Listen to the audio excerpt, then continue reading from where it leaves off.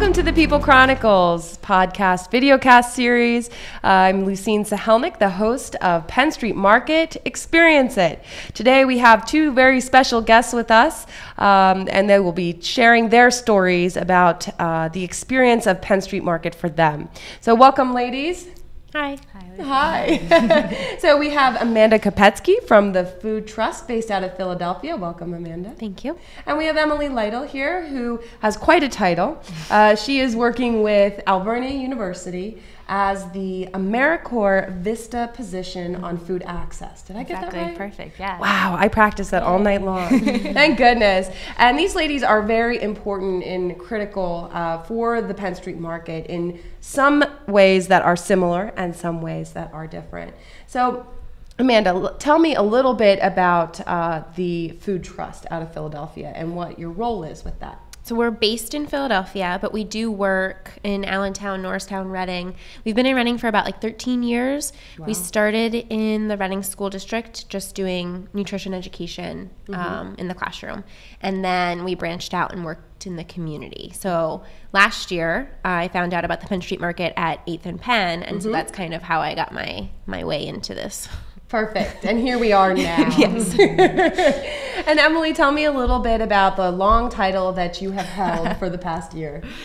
So I'm doing an Americorps Vista program in Reading, and my focus is food access. So I work with Alvernia University, the Berks Conservancy, and Millmont Elementary to educate and work with community members to increase food access in the community. Okay, so I'm hearing a common theme here. This is one of your similarities, is education.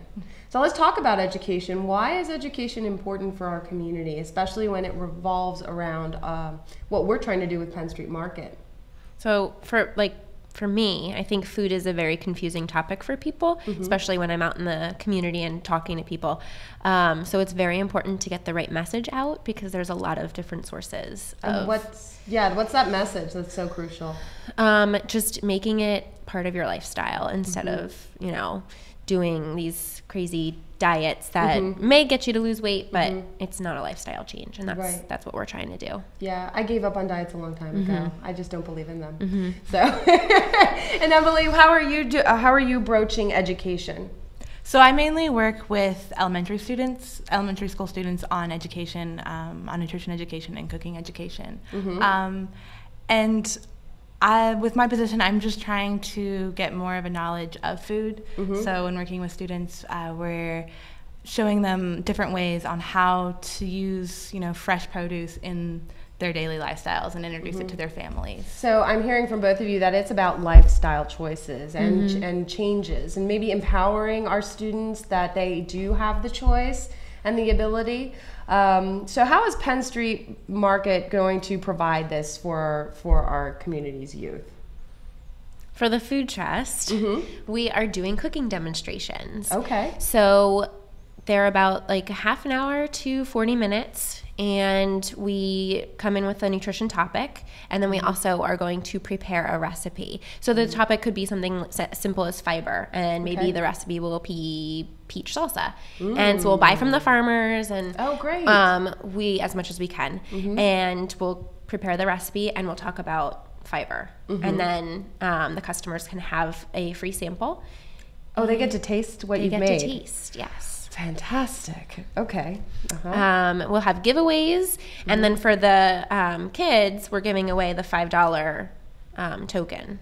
Yeah, the Berks Farm Bucks program. We had Sharon Keating as one of our guests on a previous show, and she talked about the Berks Farm Bucks program. So I think that's going to be crucial in giving spending and purchasing power to our youth in our cities. So Emily, tell me what it's like a little bit to be in the classroom with students and to talk to them about food access and what you're really trying to portray. It can be challenging. A lot of the students don't have a previous knowledge of healthy food, or even introducing what organic food is, and kind of introducing those topics to them. So it's kind of starting with a little bit of a clean palate, and I'm just there, and we do a lot of taste testing with them to kind of have them there's, especially with elementary age students, there's always kind of like this stigma with, you know, produce and vegetables and not wanting to eat their vegetables. So it's just just because of their age, yeah, vegetables aren't cool. No, they aren't. Right? They're no. Pizza's cool. French fries are cool. Oh, I see. But they're kind of, some of French fries are vegetables, right? Yeah, sure. You get that argument? Yeah. I would argue with you. So it's trying to have them learn about eating healthy at such a young age. Okay. It can be challenging, but it's fun. I, you know, cook with kids and talk to them about, you know, healthy snacks and breakfasts and. Yeah, and I think an important part of what you're both doing too is bringing a reality factor right, you know, to them, because you know, a lot of times just children in general, unless they have the exposure, when we talk about cherry, you know, what is it? It's a fruit.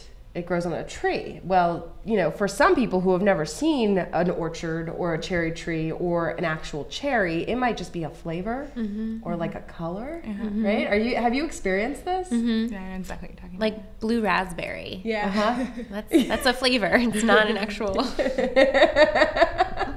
We've got the red raspberries, Yeah. the black raspberries, the wild, right? Yeah. But we haven't seen a blue raspberry bush yet.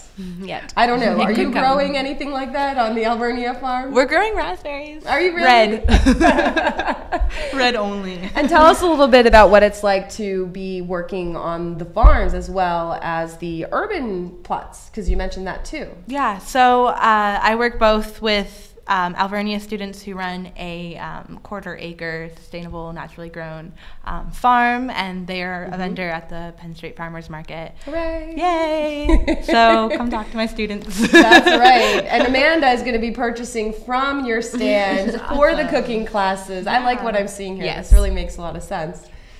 Yeah, and then I also work with the Berks Conservancy in educating and supporting the urban gardeners in downtown Reading. Do we have gardens in downtown Reading? Yes, we we do. do. We have 10 of them. 10? Yes, with over 200 plots. Okay. Yeah. That's substantial. Yes, it is.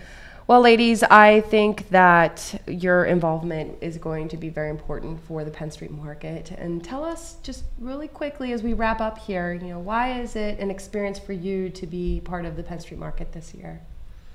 This will be my second year doing farmers market education, and I really like it. I think it's very impactful because you are at a location where there's farmers, local farmers, and it's just like you can see everything come together. You can educate, you can do a recipe, and then they can go and purchase those ingredients to take home. For me, this is it's going to be my second season at the farmers market too, and I'm being new to this community. Being at Penn Street Farmers Market last year was a really important experience for me because I got to meet community members and talk to them every week about food and about, you know, the farm that my students work on. And so I'm very excited to be part of that again and get out and talk about food and have my, you know, student farmers meet community members and other, you know, small scale farmers. So Right. Well, thank you both, two exceptional women here with us today on our show. If you would like more information about the Penn Street Market, you can find that on the web at pennstreetmarket.org. You can also follow us on Facebook and Twitter and Instagram. If you have any questions or comments about the market, there's also a phone number on the website where you can reach me, Lucine Sahelnick, the Market Director. So we thank you for joining us, and we will see you at the market.